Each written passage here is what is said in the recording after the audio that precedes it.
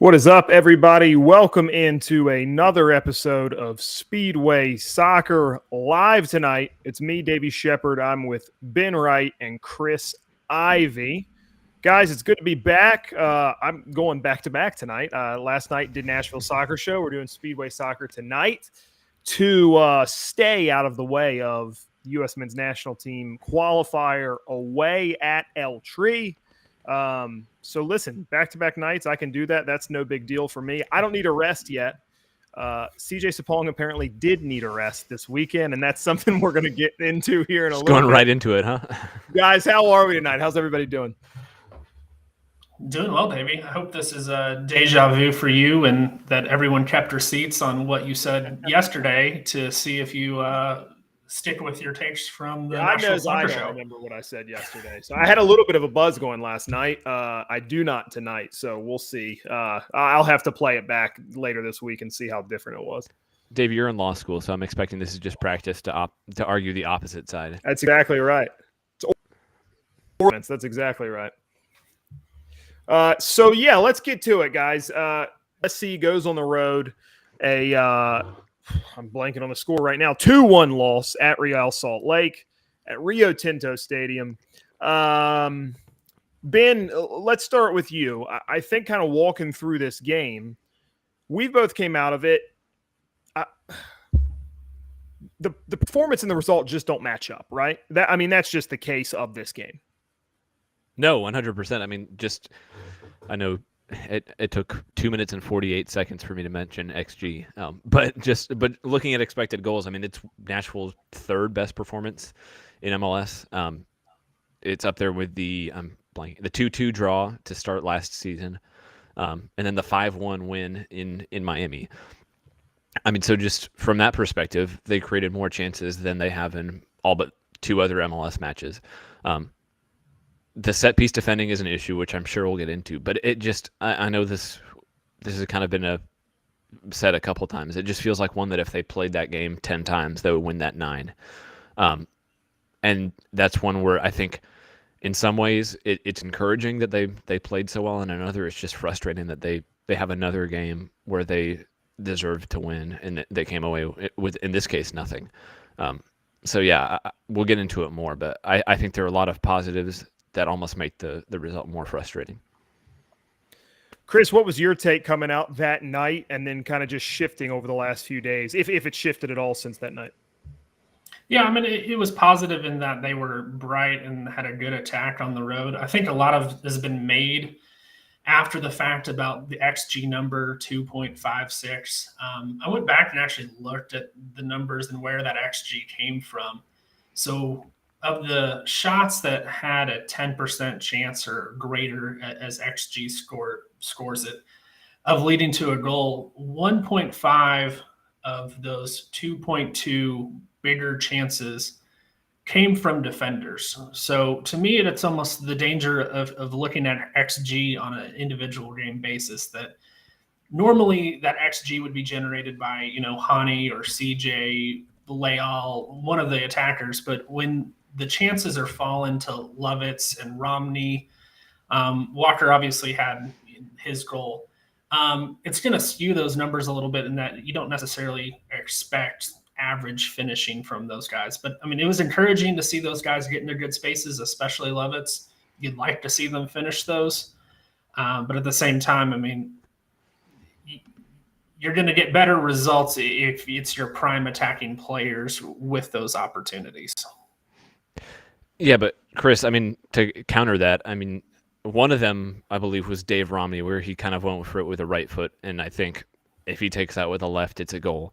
And that one feels like one that just, we know Nashville struggles to defend set pieces, but if they're good attacking set pieces, and that feels like one that you would expect him to score. And then I know Lovitz is a defender, but he's been one of Nashville's better attacking players for 2 years. That's another one that one-on-one with a keeper you kind of expect him to score. And then to add to that, I think this is the best Hani Mukhtar has looked all season. He was more limited to half chances, but it just still feels like one that whatever the chances were, they were kind of unlucky to come away with just one goal. I mean, maybe bad luck, poor finishing, whatever you want to call it. They should have scored more than one. If they get more than one, it should have been at least a point. And then on the flip side, I mean, they conceded with Salt Lake's 2 shots on goal for the entire match. So I don't know. It just, yeah, there are set piece defending issues. Yeah, they probably need more from their center forward, which we'll get into. But it just feels like one where they probably should have won and didn't. Yeah. Real quick on that Romney one, I think that kind of illustrates my point of what I was talking about, that if that's CJ or Hani with that opportunity, I trust them to know that, use the left foot there. You've got a better opportunity. With it being Romney in front of net, it's just something that he's not used to. You can see a central defender bobbling that chance more often than a striker. So that's kind of what my point was, that, if you get into those same spots and generate that same XG with a Sapong or with a Hani, then yeah, I'm going to expect a lot more goals. Nashville certainly still should have come out of that match with more than one goal. But when at least for me, when I think about who had those chances, that's where I can kind of see, okay, well, maybe that's why we didn't finish with more than one goal. Yeah, that's fair. Guys, going back, just looking at the game as a whole, kind of mentioned it jokingly as we came in. CJ Sapong does stay on the bench, though, for this one, at least for the start out. Teal Bunbury gets the start. And listen, I don't want to belabor the point. On my show last night, we probably talked about it maybe a little bit too much. But it was kind of integral to what happened in the game and the story of the game. Both goals coming off mistakes from Bunbury. I would argue kind of offered relatively little going forward. I think a lot of players have bad games. We've seen a lot of those kind of performances through, every team you watch, guys just have a bad game every now and then. That's life. But I think it illustrated a big flaw in this lineup. And look, I think one of the things we'll touch on maybe here in just a bit is, where is this team? What is this team's issue right now? And a thing that I would say is that this team does not have a reserve center forward. And it's just very odd. You saw them let Jonder Cadiz go. Hey, that makes sense. He's not worth the DP salary, not worth the fee that would take place to steal the deal. You see Daniel Rios go, and at the time we're saying, hey, you know what? They're going to pay $1 million for him. This makes sense. I think I get it. I think that's when we thought Loba maybe got minutes as center forward. And look, Teal Bunbury ain't it at center forward. Never has been. It's just not what he plays. And so, Ben, maybe get inside our head. You're the one who's in these calls with Gary a little bit more than anybody else. We hear so much from him about molds of players. Guys he's got like divvied up into little pots. Why is he putting Bunbury in that target forward pot and not Ake Loba? I don't know. That's the short answer. I mean, I think when Bunbury was signed, first off, I think it's a good signing. He's a veteran attacker who has produced at 2 different teams in MLS. He's not gonna make or break your season, but he's a good complementary piece. I think the issue is that he's never been kind of that hold up target number 9 that Gary Smith seems to not be willing to play without. He's not a like for like replacement for Sapong, and I think that was pretty clearly evidenced on Saturday. I mean, he can do a job out on the wing. He can play off a striker. He can play underneath a striker, but he's not that kind of hold up number 9. And yeah, without Daniel Rios on the roster, it's not really clear who that backup is. I mean, it could be Ethan Zubak. It seems like they talked about that a little bit when they brought him in. He's a bigger bodied guy. But even then, I mean, looking at how he plays, he's kind of one who wants to play on the back shoulder a little bit more and get him behind, kind of stretch the field. He's not going to be dropping a little bit deeper, kind of asking for the ball to feet with his back to goal like Sapong does. So I don't know. I mean, the Rios trade, it makes sense from his perspective. He's going to play more in Charlotte than he would in Nashville. But for Nashville, it kind of feels like now that they let him go, there's not a really clear backup to Sapong, at least in the way that Sapong plays. And so that gets into the further question of what Loba is, which I don't want to necessarily start that discussion now. I'm sure we'll get into it in a little bit. But it just feels like other than Sapong, there's not really a clear standout answer at the position. And that being the case, with there being no clear answer at the position, I think my question, Ben, and maybe Chris, I'll let you take this one first. What does this team do? Because CJ Sapong's going to need a rest. The guy's on the other side of 30. The other player isn't on the roster yet. Window's open for what, another month or something like that, Ben? Until May.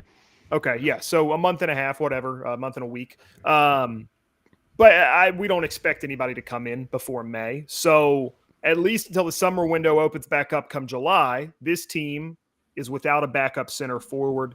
What can they do formationally to make sure this doesn't happen again, or to minimize this kind of game happening? I mean, what they can do is start Ake Loba, but what Gary's going to do is a whole other question. I mean, honestly, I don't think he's going to steer away from what he's been doing. I don't think that this game is going to change necessarily his opinion on Teal Bunbury. I mean, we've seen him freeze out attackers in the past for perceived lack of defensive responsibilities. I just don't get the sense that that's going to happen because it's going to end up being he's either going to have to put Ake Loba into those minutes behind CJ Sapong, or who else does he go with? Does he go with Zubac, who hasn't got a minute this year?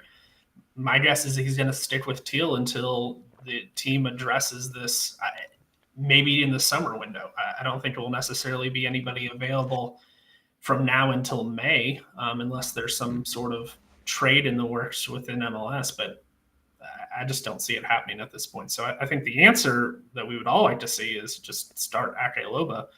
But I don't think anything's going to change, at least for now. It feels like a problem that we're having this conversation. Do you think? No, I mean, just like from the basic fact that we're talking about Nashville needing to go out and potentially find another option at forward when they just spent $7 million on a guy who's played just over 500 minutes in 29 games since he's been here. And when he got here, I know he's always had the flexibility to play wide and play off a striker, but I went back and checked like the quotes from Mike Jacobs, even from Gary Smith. They talked about him as a goal scoring number 9. Has he even gotten a look at 9, like, period? I mean, even in preseason, what we've heard is he's been playing. He was kind of playing underneath. I mean, maybe he doesn't work as a number 9, but how are we going to know that until we find out? And based on what we've seen in the past game from Teal Bunbury, and honestly, aside from the Minnesota game, why not give him a shot and see if it works? I don't have a ton of reason to be concerned with anything about Nashville SC so far this season, and I think this is a huge red flag. It would even be one thing if he was the first name off the bench, but I mean, he's been behind Teal Bunbury off the bench. Teal Bunbury starts in front of him. I mean, it feels like you paid $7 million for a striker when your team still needs goals, and he's now the third or fourth option off the bench. That's a problem. And again, I think if you're living in this world where Gary says, hey, I've got these guys in different little pots of players, kind of a center attacking mid or wide player, target center forward, whatever it might be. I could have got that argument when the guy coming off the bench was like for Sapong. When it was Cadiz, it made sense to me. They're going to do similar things. They're going to get back to goal. They're going to hold the ball up. They're going to link up play. I understood it. Just isn't what Bunbury does. And again, I don't want to belabor the point on Bunbury, but I said this last night, and you guys feel free to tell me if you disagree. I think this is most players on the team. He's not getting back in the lineup for months. I mean, I don't even mean like the starting lineup. I mean the match day squad for months. But why do I not believe that about Bunbury? Because to me, I'm thinking, well, Gary's only other option is Loba, and he's not going to go there. And it got cost $7 million. So I just can't really wrap my head around it. Is that like overreacting, Ben, that I feel that way? I mean, I think it's a little bit different because the two players who kind of stand out to me who we've seen that happen to recently were Handwala Buana and Rodrigo Pinheiro. And I think they were just in a little bit of a different position because I think they were even more fringe players than Bunbury. Bunbury's been like the 12th guy in the squad. He's been the first guy off the bench in 3 of their 4 games, and the 4th game he started. So, I mean, I feel like he already kind of had a bigger place in the squad. I'd be shocked if he starts again for a couple weeks, but I think he'll still be in the squad, and I think he'll still come off the bench pretty early. the whole point is there aren't really other options, or it doesn't seem like Gary thinks there are other options for that number 9 position. So why freeze out your second choice striker for 2 defensive mistakes, which, I mean, they were bad mistakes, but to be fair, like I think it's also a problem that your striker is asked to defend in both of those positions. Chris, you got anything? Yeah, I mean, I'm with you. Anybody else, you get the feeling that they would get frozen out. I think at least with Buana and Pinheiro, they were younger guys, so maybe they're a little bit more prone to that versus Bunbury's been in the league for quite a while. He's a veteran. He's got that cachet behind him, so that probably goes into part of our thinking. Doesn't that mean the mistake shouldn't happen too? Oh, it does. It absolutely does. But I mean, as I pointed out, like I had in my 3 thoughts article, I kind of clipped it of at least that first goal. I mean, the first one on the set piece wasn't just Bunbury's fault. There was at least one of those 2 of either Godoy or Leal who had to have been assigned to blocking the run by Wood. And Bobby Wood should not be getting a free run to go flash right in front of the near post. Simple as put. Now, that being said, Bunbury's got to recognize that run and that mistake and body him out, and he was too late to do that. But so it's a 50-50 on whether or not that one was Bunbury. The last one, I mean, just totally ball watching, caught off guard to the back post run, and absolutely his fault. But Chris, even there, like, I mean, I agree. I think it was 75% his fault, but even there, you kind of expect. I mean, there was a miscommunication between Miller and Zimmerman, where you kind of expect one of them to get to that initial ball, and they kind of got in each other's way. And I mean, so to me, it looked like he was kind of just there expecting the ball to be cleared before it even got to him, and then was way late to react when it wasn't.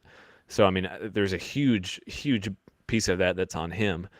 But I think you can also make an argument that it wasn't 100% his fault, because that's a ball that you expect Walker Zimmerman to get to first, because that's what Walker Zimmerman does. Yeah, and that's fair. And honestly, I think part of the problems with set pieces has been slow reaction to that second ball. That's part of what happened with the Minnesota goal too, is you see that line drop so far deep, and then it comes back out to the top of the box, and you don't see guys stepping up fast enough to close down that space. And if you get a shot off, it ricochets, it goes in. I mean, that's just what's going to happen. And we've conceded set piece goals that way sometimes. It's just it's not picking up guys when they need to be picked up. It's ball watching. It's slow to react. It's a combination of different factors that's leading to these goals. And it's like one of those things that it feels. I keep almost saying, like, going back to this Salt Lake result. I want to say it was a good attacking performance from Nashville. They let in 2 set piece goals. It was sloppy, but set pieces should be easy to correct. And it feels like we've been saying that for a year and a half. And so we can't say set pieces are easy to correct anymore. They should be. It's one of the most fundamental parts of the game. And given Nashville's roster, you expect them to be able to defend set pieces because they defend from open play better than anybody in the league. But we've been saying that for a year and a half, and it hasn't been corrected. So, I mean, it feels like, I think Will or Lucas said this on the Nashville Soccer Show, it feels like the Preds on the power play. There's just no obvious reason for why it's a problem. It's a problem that keeps happening. It's like the Colts and starting quarterback. Well, there is a main reason that I'm not ready to go into. It's still 6 years too early. But no, I mean, like, there's not a standout reason for why it's a problem. And I think, I mean, it seems like Gary Smith feels like that way too, because he's saying all the right things. It sounds like they're working on all the right things, and it's still a problem. So, I mean, if someone can figure out what the problem is and fix it, I mean, they can take a head coaching job in MLS. Because I honestly, like, that's the most frustrating thing about it. There's not like one standout thing that I can put my finger on.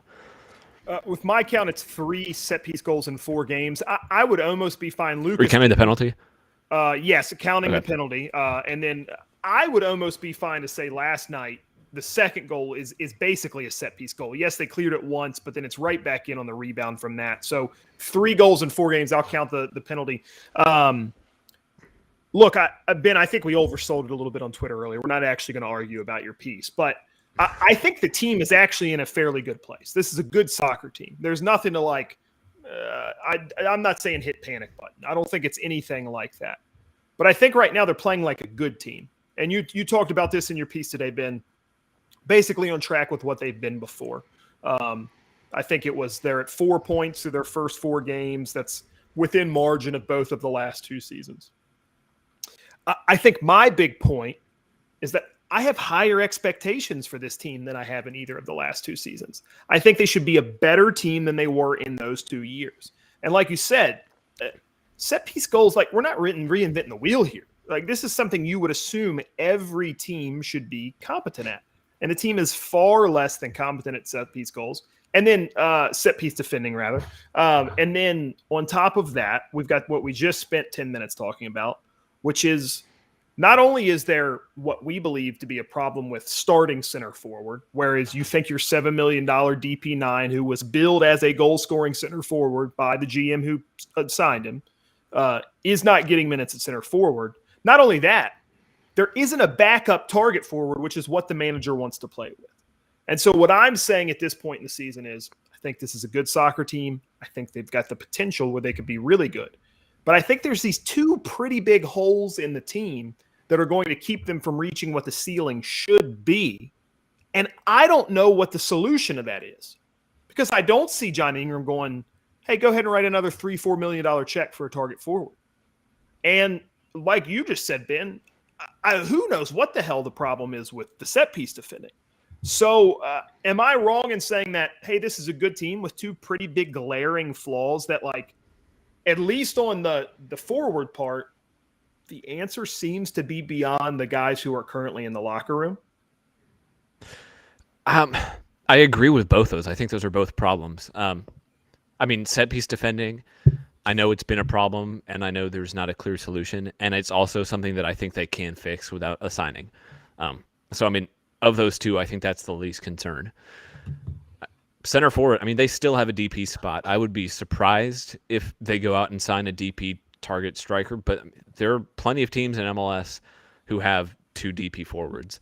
And I think if they do that, that means they have to somehow shift to some kind of 4-2-3-1, so you can play Leal, Mukhtar, Loba, and someone else up top.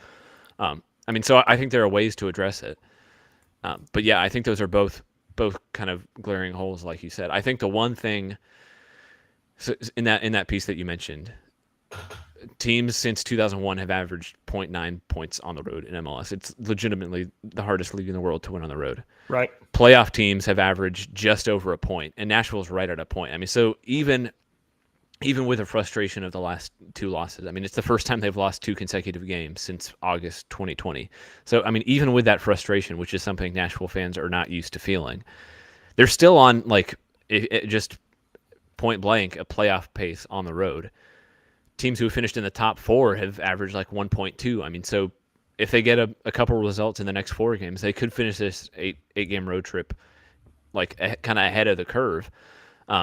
So I mean, and I know you're not at all on board with the road trip thing and everything, but I mean, it's legitimately hard, and I think they're performing as well as you could expect on the road. I picked them to finish with 9 points. So, I mean, I'm not even close to panicking yet. I think that the thing that we're kind of all banking on is assuming that something's going to change when they get home. So I don't know, until they get home and we see something doesn't change, I'm not ready to hit the panic button or anything yet. So I think that's part of what I'm saying, though, is I agree with you. I think, I think I had them on 12 points, but 9 points seemed reasonable to me. 12 points I thought was a little ambitious goal, whatever. But I think, I agree with you. I think, hey, they're going to go out there. It's going to be a little bit tough here and there, maybe some tough results. They get home, they're going to play better. But what I'm saying look like the 2 biggest issues with the team right now. I don't know how those things just get better because you're playing at home. I thought Will touched that really well last night. I don't think set piece defending gets better just because you come home. I don't think there's a target forward ready to go in for CJ on the roster just because you get home. So that's what I'm saying. Last night they played, or not last night, Saturday night they played pretty damn good. I don't think that was a tired team. Now in Dallas, I think they looked pretty tired. Last night, or Saturday night, though, that they weren't. I thought they looked fresh, to quote Gary, bright and purposeful, trademark. I just thought it was a good performance, but still come away with 2-1 loss. So I don't know, man. I don't know what changes dramatically. Maybe it's just chance creation. And like you said, hey, some of them are going to go in. I think what 2.56, right? You put that up, you're going to win most games probably. I don't know. Look, again, not saying hit the panic button, nothing like that. I personally had this team competing for the Supporters' Shield. I thought they would finish second in the West. I still think they can do that. But when we say they're on pace with what they've done before, I mean, they were fighting for a home playoff game. The first year, they only get in because of the expanded playoffs. Last year, they're fighting for a home playoff game. I think this team's better than that. So I don't know. That's kind of just my thoughts. Chris, anything kind of wrapping up Nashville SC? No, I think just everyone had expectations that this was going to be a second, third place team in the West, and that's why you would want to see more points. And I think probably why you had 12 points or whatever it was in this road stretch. But 1 point on the road gets you in the playoffs. So it's that good. It's that good to great. So right now they're only at good. We all think that they can be great, and that's just the missing link. It's what you identified as those 2 weak links. And how do you correct those to get from where this is a good team, it's going to make the playoffs, to where we think that they should be? Yeah, and I would just say, too, just going back to last year, which feels like forever ago, but, I mean, we all had high expectations for Nashville last year. They started out the season with 4 home matches, which is kind of unprecedented or super rare. 3 of those against teams who had finished below them actually, all of them, New England had finished below them in the playoffs, too. So all against teams who finished below them in the playoffs the prior year. 3 out of the 4 teams missed the playoffs in 2021. And Nashville started with draws against Cincinnati, Montreal, and then an awful 0-0 draw against Miami. Finally beat New England without Hani Mukhtar, who was injured. And then Mukhtar was benched as a coach's decision against Salt Lake. I mean, so it's not like it was a great start to 2020 either. And then Nashville came back and ended up finishing tied for points with Philadelphia in second place. So all that is to say, a lot can change between the start of the season and the end of the season. I would put that start in 2021 as significantly more disappointing than this start to the year. And like Chris said, they're still on pace to make the playoffs. And I think we've seen this team be dominant at home. I mean, they didn't lose at home last year. They create more chances at home. They've scored more goals at home, and they get more results at home. So, I mean, I think it's reasonable to expect that something will change once they get home. And when they do get home on May 1st, they're going to play 17 matches at home and just have to travel 9 times over the course of the season. So, I mean, as much as this 8-game start to the season on the road is a disadvantage, they're going to have significant home field advantage to close out the season. And we've seen just how important it is for teams to get hot down the stretch. And I think there's a lot of reasons to hope that Nashville can do that. Just real quick for everybody out there, next 4 on the road, that finishes up the road trip. Columbus, Eastern Conference team, second place in the East on 8 points right now. Kansas City, then San Jose. Both of those teams are currently lower than Nashville in the Western Conference. Then you finish it up at LA Galaxy before that May 1st game against Philadelphia at home. So I think there's points out there. I think a point at Columbus is good this weekend. Mm-hmm. That's a really good team. You're on the road. A draw is a really good result in that game. I know that doesn't sound good to everybody. It's just a hard place to go play, and a team who's playing pretty good right now, and a coach with the most punchable face in the league. You know, I can't let it go without saying that. All right, guys, let's shift gears here. U.S. men's national team final qualifying window next weekend. Andy, good shout. Producer Andy on the sticks. We got a bye week because of the international window, which is what we're about to talk about. So I should have known that, but I forgot. Guys, U.S. men's national team tomorrow night, Thursday, at the Azteca for the last time in quite a while, right? Like till 2030 or something, right? At least in a competitive match. Yeah, right. Yeah, and yeah, so which is pretty crazy. Would be nice to go down there and get some sort of result. Listen, let's start with this. There's been a lot going on social media with a friend of the show, Matt Doyle, talking about what the U.S. should do with their roster. I thought the quote from Berhalter was very interesting, so we'll just put it out there. I heard the argument that we should play a B team against Mexico, and I took it to the staff and we debated it. We looked at all sides of it. Does this have merit? I think it was an important exercise. We came out with our answer, and you will see tomorrow.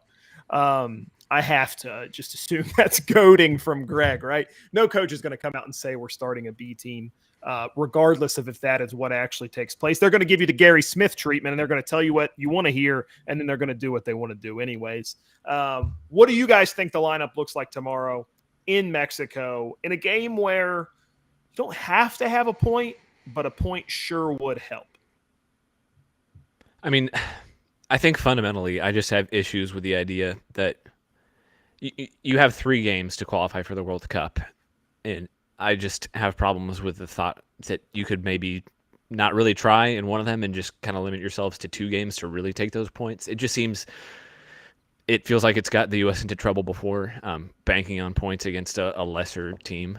That's what knocked them out of the World Cup in 2018 because they couldn't get a draw in Trinidad and Tobago. So it just feels kind of arrogant to assume that, yeah, we can not really try against Mexico and then pick up those points against Panama and Costa Rica in Costa Rica, which, by the way, they have a worse result than they do in Mexico. So I mean, I don't see how you can't go in there and at least try to get a result in Mexico, especially since they've beaten Mexico 3 times in big games in the last 12 months. I mean, if you're going to get a result in the Azteca, it might as well be now. So I would start an A team. I would go for 3 points, be okay with 1 point. I mean, but if you get any kind of result for Mexico, it makes the next 2 games seem a lot more manageable. Chris, what are you thinking?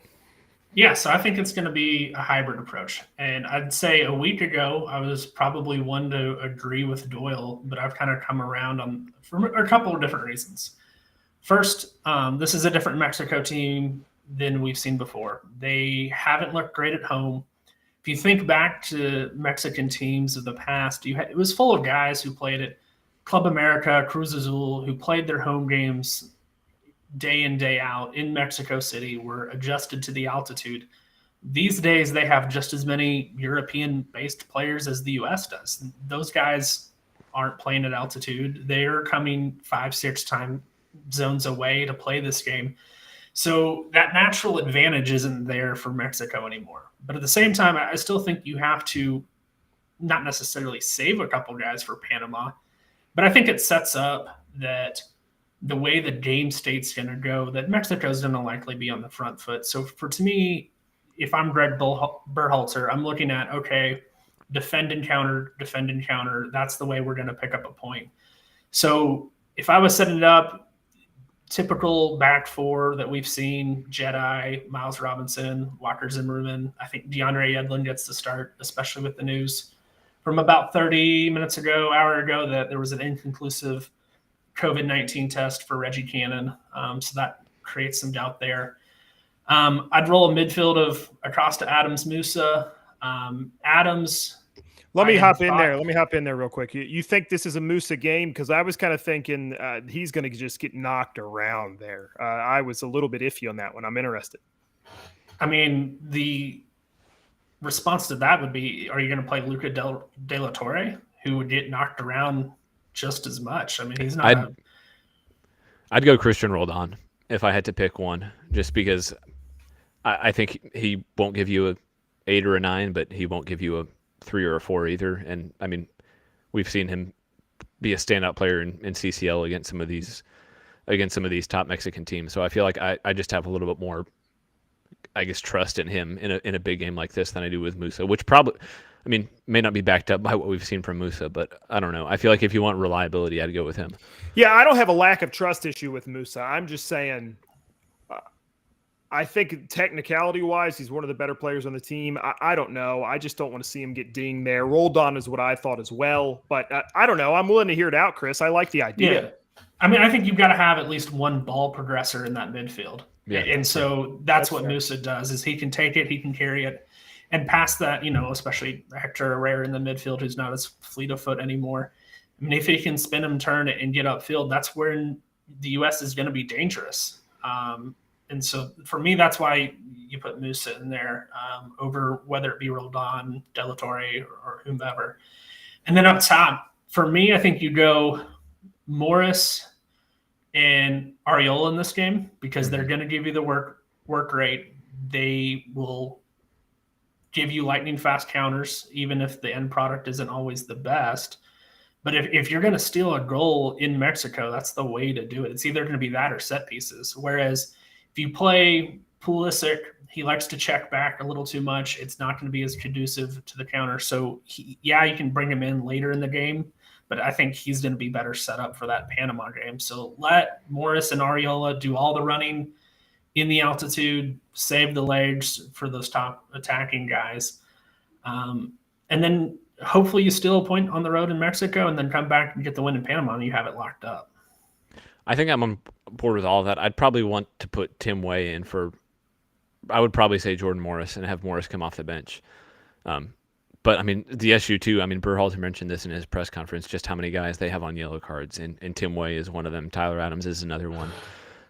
And I mean, as much as they need a result in Mexico, I think their best chance at getting 3 points comes from Panama, and missing Tyler Adams or Tim Way in that game would be massive.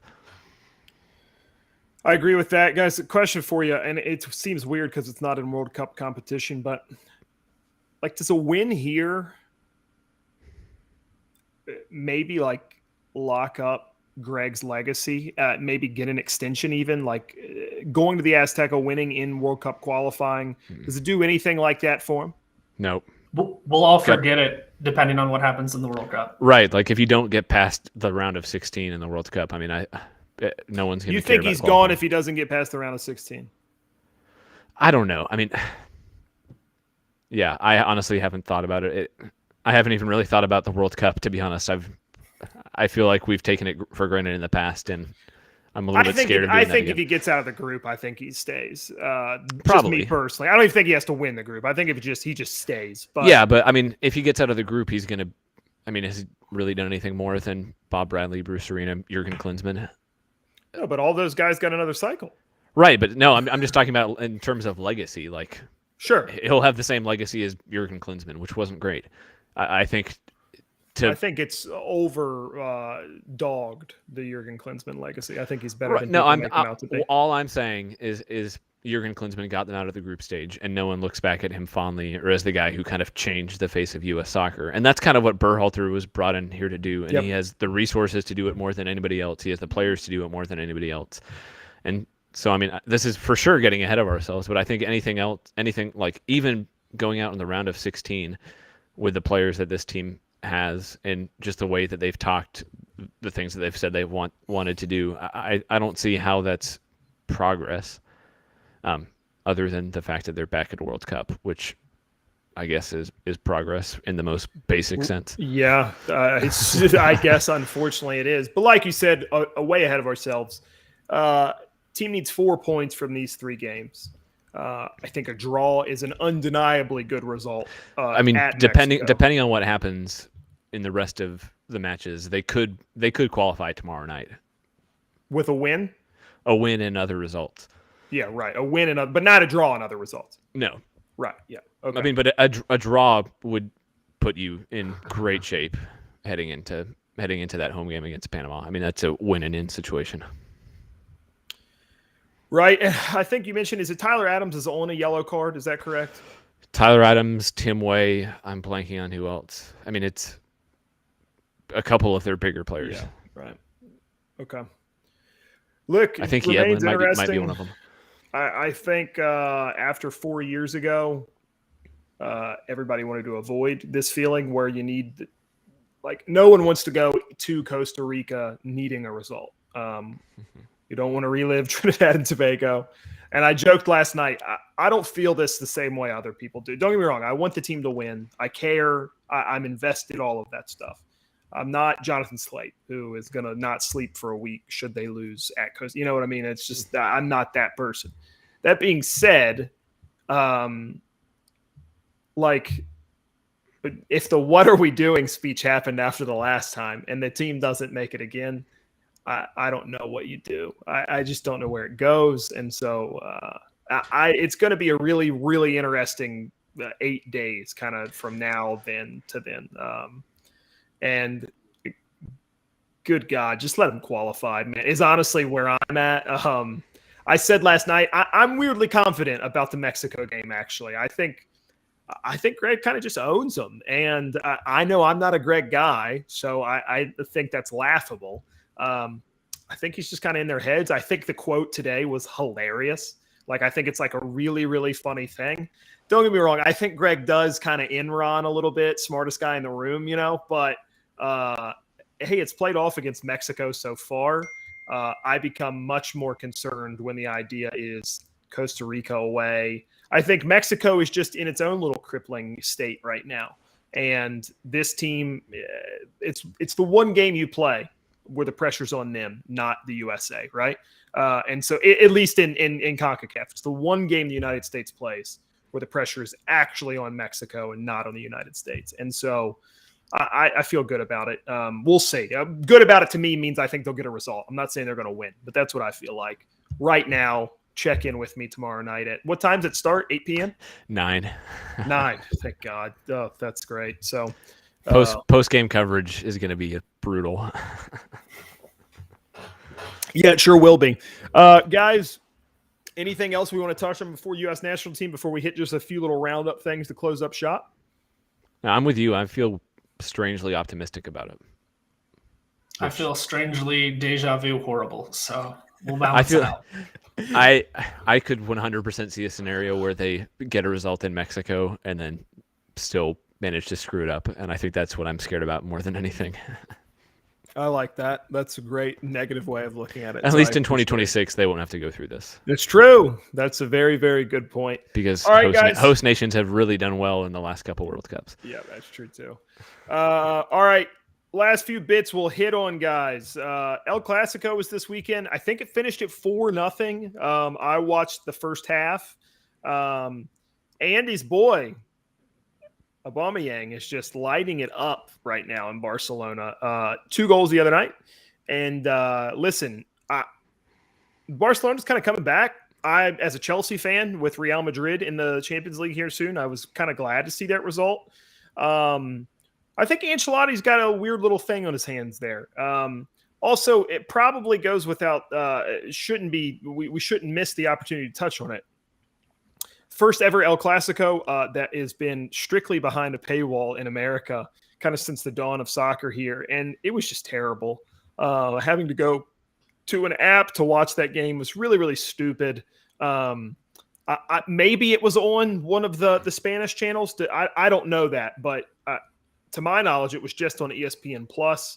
And I think that's unfortunate. I think it's just a match that should be as accessible as possible. I think it's one of those ones that should probably just be on network TV, regardless of what the numbers are going to be. I think it's an important game. Just something. Jesse March gets his first win at Leeds. I think a big accomplishment. I thought the speech after was a bit Ted Lasso-y, the whole "you guys never believed in me" thing. But good to see him get a win. I'd like to see Leeds stay up. Particularly if it's at Everton's expense. So we'll see how that goes, but looks like they maybe got a chance. I think they're 4th from the bottom right now. Yeah. So yeah, they're in okay shape. We'll see how that goes. They haven't looked bad. I mean, no, they haven't. He hasn't revolutionized anything, but they've looked decent. I mean, they looked great in their win. I don't know. I don't like Leeds, but it's a more fun league when they're in it. Champions League quarterfinals coming up soon, guys. Listen, here's the matchups. We got Benfica, Liverpool. We agree Liverpool gets through, yeah? Yeah. I think Benfica's got a little bit of giant killer in them. Honestly, I really didn't want Chelsea to play them. I just think Liverpool will probably have too much going forward from them. Man City and Atletico. Atletico can muck it up with the best of them, but again, I think it's just going to be a little bit too much firepower from City. You guys see anything different there? No. I still have trauma from Atletico. Actually, I'm not even interested in this competition at all. So you're talking to 2 Manchester United fans, so we're done. We're checked out. Bayern's gonna European soccer doesn't exist. It's a Mickey Mouse competition. We didn't care about this anyway. Chelsea Real Madrid is going to be the closest tie of the 4. The new Eden Hazard versus the old Eden Hazard. Yeah, I'm going to give Chelsea the nod. I think they're the better team. I think they're in unbelievable form right now. I think they've won 13 and drawn 1 out of their last 14 matches. So I think they're playing really, really well. Kai Havertz, I think you're hard-pressed to find anybody in the world playing that much better than Kai Havertz right now. So it'll be interesting to see. I know you guys have checked out of the Champions League, but the rest of the world does care. And big competition. FA Cup, same way. Semis coming up in just a few weeks. Chelsea Palace, Liverpool City, another competition with all 3 big powers in England left in it. So interesting to see that one too. They're the ones right now, man. It just is what it is. What do you want? Let him host this thing. God. Yeah, sorry about that. That was outnumber him. Let's just kick him off. Guys, I appreciate you joining me tonight. What are we doing next week? We're coming back. I guess we'll probably just do a U.S. men's national team episode, right? I mean, next week we can preview the Columbus game. So we'll be back, right? Yeah, we'll do something U.S. men's national team Columbus preview, and maybe set piece issues will be solved for Nashville SC. Can either celebrate a World Cup berth or mourn another miss. Or another miss. Slape will be ready for that one if they do miss. So he'll make sure he makes that one. We just no one else show up. Just give Slape the full hour. Just give Slape a full hour. That's exactly right. Guys, it's Broadway Sports Media, Speedway Soccer. Thanks for listening. Thanks for hanging out. I'm Davey Shepard. That's Ben Wright and Chris Ivy. Check them out on Twitter. Chris, what's your sports bet of the week? Just throw out one soccer-related thing. So me and Andy were talking about this before. Costa Rica plus 220 at home against Canada tomorrow. We all know with the U.S., it's tough to get a result down there. Canada may be a little mentally checked out from the standpoint of all they need to do is win at home in the next game against an already eliminated Jamaica. This match means everything to Costa Rica. They need to win. So to me, that's the one. There you go. Lock it in. I'm going to throw a bid on that myself. I trust Chris, so we'll see. We'll see how I feel next week. All right, everybody. Thanks for listening. We appreciate you. We'll be back soon. This is Speedway Soccer. Have a great weekend.